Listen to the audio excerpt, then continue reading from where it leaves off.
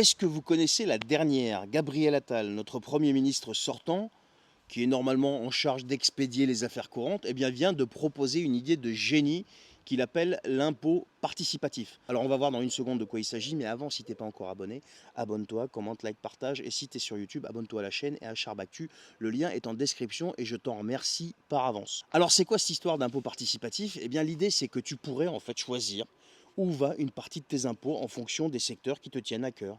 C'est un petit peu à la carte, comme l'éducation, la santé ou encore la sécurité. Il y a d'autres secteurs encore.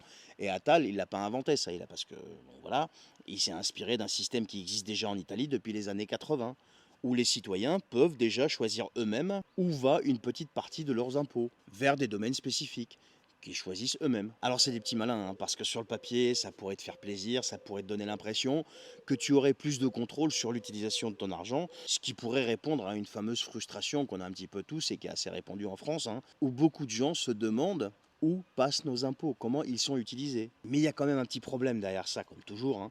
Juste un exemple, si une majorité de personnes décident de concentrer leurs impôts sur l'éducation ou la sécurité, qu'est-ce qui va se passer dans les autres domaines?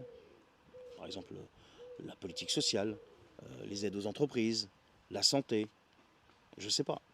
Qu'est-ce qui va se passer?